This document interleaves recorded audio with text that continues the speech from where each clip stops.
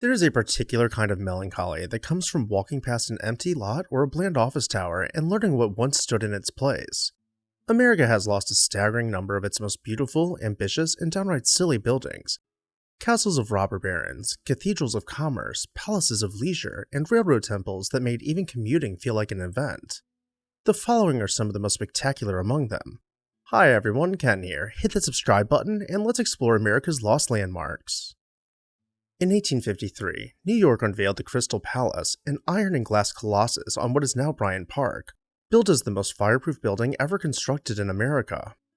It hosted the country's first World's Fair, drew Walt Whitman to write rapturously of its dome, and stood as proof that the young nation could rival London's wonders. 5 years later, in 1858, a fire that started in a back lumber room consumed the entire structure in roughly 25 minutes. 2,000 people inside escaped without a single fatality, but the Crystal Palace and the era's confidence in fireproof iron went up with it. It was, in a sense, America's first lost landmark, and it set a tone that would be repeated again and again. Few buildings have ever earned the word preposterous more honestly than the Elephantine Colossus on Coney Island.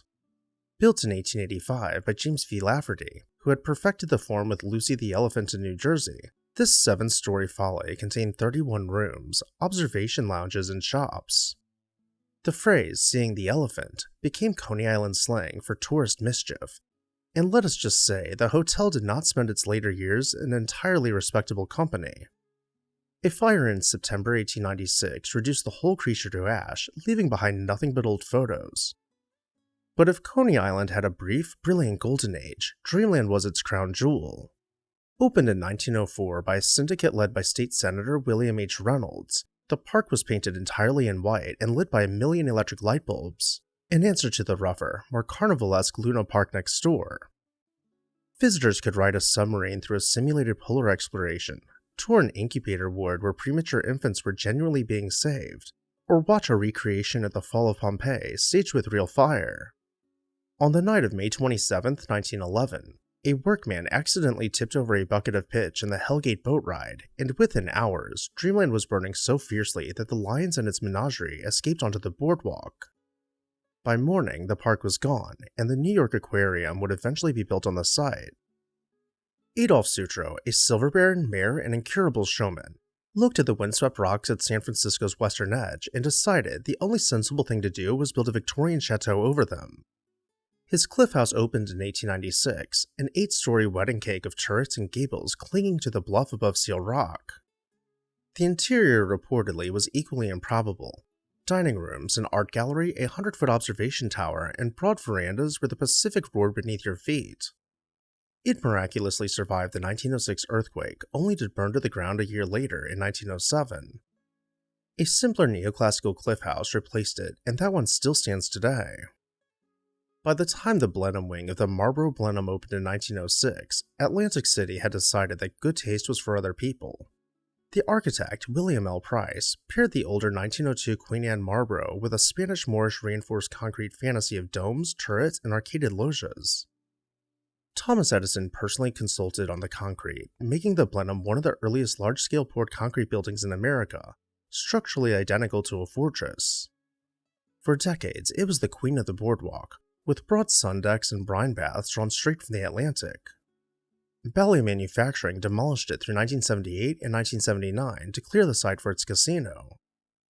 It is hard to invent a more 19th century story than Cracker Castle in St. Louis. Jonathan O. Pierce got rich selling hardtack to the Union Army during the Civil War, took his cracker fortune, and built himself a Victorian Italianate castle in St. Louis. Completed in 1863 at a cost of around $115,000, the place was such a thicket of towers, mansards, balustrades, pediments, and minarets that contemporary newspapers suggest sometimes got lost inside it. Pierce sold the house in 1868, and a series of attorneys lived there until the Great St. Louis Cyclone of 1896 lifted one of its towers clear off and damaged the rest beyond repair. The Cracker Castle came down soon after, and by 1940, the only thing left of it was a single fence post. Meanwhile, in the Midwest, Potter and Bertha Palmer essentially invented Chicago society, and their house had to do the same. Designed by Henry Ives Cobb and Charles Sumner Frost, and finished in 1885, Palmer Castle was a Norman Gothic limestone fortress on Lakeshore Drive.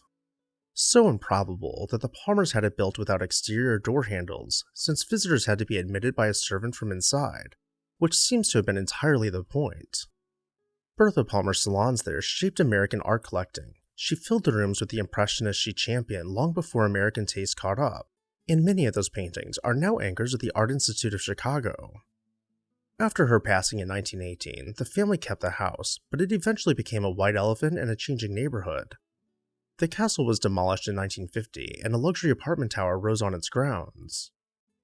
Going back up to New York City, Senator William A. Clark, the Montana Copper King, did not believe in subtlety.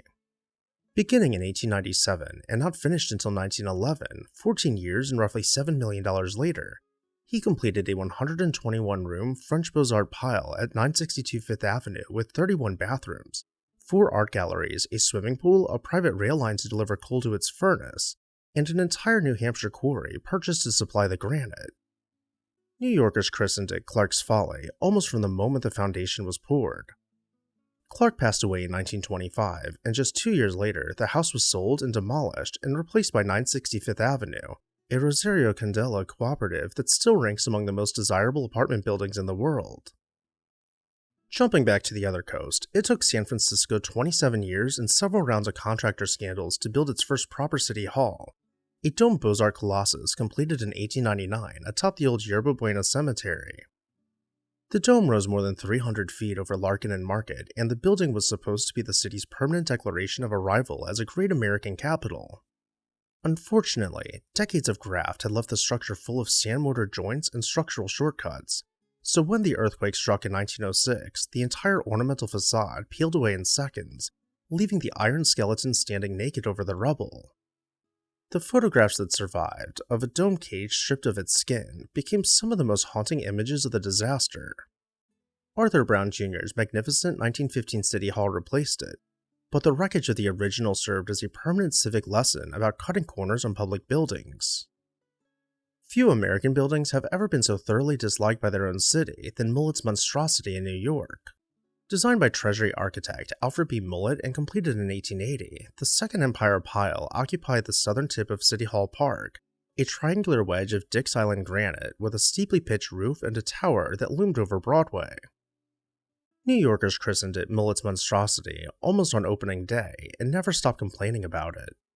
By 1939, the city had finally had enough. Demolition crews showed up expecting an easy job and discovered that Mullet had built walls up to 10.5 feet thick, with iron framing so dense that wrecking balls reportedly shattered against it. Modern critics have come around. Several historians now consider it among Mullet's finest works, but the consensus arrived about 40 years too late. Henry Ives Cobb's Federal Building filled an entire block of downtown Chicago with a domed Beaux-Arts mass topped by what was then one of the largest masonry rotundas in the country. It opened in 1905 and immediately became the place where ordinary Chicagoans dealt with their federal government, buying stamps, paying taxes, registering for the draft, and so forth. Its dome rose nearly 300 feet, taller than the U.S. Capitol's, and the rotunda interior was finished in marble drawn from across the country. By the 1960s, the building was considered outdated for federal needs, and it was demolished in 1965 to make way for Mies van der Rohe's stark glass and steel federal building. The new complex is touted as one of Mies' masterpieces, but it is hard to look at photographs of the old rotunda and feel that the trade was even. Such was the case for another federal building. James H. Wyndham's Romanesque Revival Federal Building opened in 1897 in downtown Detroit, with a 243-foot clock tower of Bedford limestone, stone cut, as it happened, by inmates of the Indiana State Penitentiary at Joliet. Inside was a courtroom finished in such lavish marble that it was nicknamed the $1 Million Courtroom. By the late 1920s, the federal government had outgrown the building, and in 1931, it was torn down to make way for a new Detroit federal courthouse on the same block. At the corner of 4th Avenue and Smithfield Street, on a granite foundation that probably could have survived a small artillery barrage, stood Pittsburgh's old federal post office and courthouse. Designed under Treasury architect William A. Potter and completed in 1891, the 5-story building was a Romanesque Revival Chateauesque pile with a steeply pitched roof, dormer windows, and the kind of muscular masonry that the Gilded Age reserved for institutions it expected to last forever. By the 1930s, a new federal building had been built nearby, and the old post office was repurposed for various functions. It was finally demolished in 1966 in the urban renewal sweep that produced Mellon Square and the surrounding office towers, and today the corner is rather unremarkable. Another fortress of a building, the Erie County Savings Bank in Buffalo, was George B. Post's improbable answer to a triangular site at Shelton Square, a Richardsonian Romanesque castle of pinkish Maine granite, built around an internal steel frame so its enormous walls could rise 9 and 10 stories without crushing themselves. It opened in 1893 to handle the savings of one of the most prosperous cities in the country, and Buffalo at that moment really was that prosperous, with more millionaires per capita than any other city. Bronze lions guarded the entrance, the interior banking hall was finished in marble, and the building had the unmistakable aura of a place that kept your wealth secure. By 1968, Buffalo's downtown was being rebuilt around urban renewal logic, and the bank came down for the Main Place Tower and Mall. Some of the bronze and granite was salvaged and now lives at Buffalo State. Ernest Flagg's Singer Building in Manhattan was briefly the tallest building in the world. Completed in 1908 at the corner of Broadway and Liberty for the Singer Manufacturing Company, the 612-foot tower rose from a 14-story base into a slender, mansard-top shaft of red brick and bluestone trim. The lobby was finished in marble and bronze, and the elevators were the marvel of their day. In 1968, U.S. Steel demolished the Singer Building to clear the site for One Liberty Plaza, an act that earned it a melancholy distinction it held for more than 50 years. At the time of its destruction, it was the tallest building ever voluntarily torn down. P. Thornton Mayer's Atlanta Terminal Station opened in 1905 with twin-dome Beaux-Arts towers presiding over Spring Street, an architectural exclamation point declaring that Atlanta had recovered from Sherman, industrialized, and arrived. It was the principal southern station for the Southern Railway, the Seaboard Airline, the Central of Georgia, and the Atlanta and West Point, handling more than 80 trains a day at its peak. By 1970, passenger rail in the South had effectively collapsed, and the building was demolished in 1972 for the Richard B. Russell Federal Building.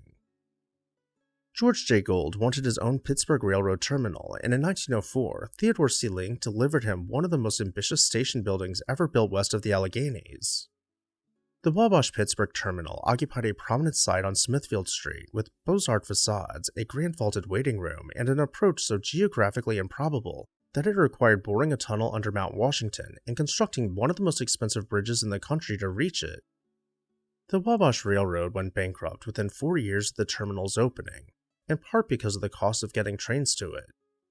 2 fires in 1946 gutted the structure, and it stood as a hollow ruin until 1953, when the wreckage was finally cleared for the Gateway Center Urban Renewal Complex. There has never been a more universally loved building in America than the original Pennsylvania station. Charles F. McKim's 8-acre temple, modeled directly on the baths of Caracalla, occupied 2 full city blocks of Midtown Manhattan, and was finished in 1910 with a 150-foot pink granite Doric colonnade, a 138-foot travertine waiting room, and a steel and glass concourse that turned ordinary commuting into something approaching transcendence. The Pennsylvania Railroad, in financial decline, sold the air rights in 1962, and demolition began on October 28, 1963, to make way for a charmless new Madison Square Garden and a featureless office tower above it. The architectural historian Vincent Scully wrote that one used to enter the city like a god, and now scuttled in like a rat. The destruction was so traumatic to New Yorkers that it directly produced the city's 1965 Landmarks Preservation Law, and with it, the entire modern American preservation movement. We learned, in other words, by losing the most beautiful building we had. Walk through any American city and you will find these absences: the parking lot where a chateau once stood, the blank tower that replaced an Iron Dome Cathedral of Commerce. We did not lose all these places to fire or earthquakes or war. We lost most of them to ourselves, and the conviction that what was new would always be better than what was. Their stories are passed along to the next person who looks at an empty lot and asks the right question: what was here before? Maybe that question is the most important kind of preservation there is. And with that, I'll turn it over to you. Let me know your thoughts on these lost landmarks down below in the comments section, and if you enjoyed this video, make sure you're subscribed so you never miss an interesting episode of This House.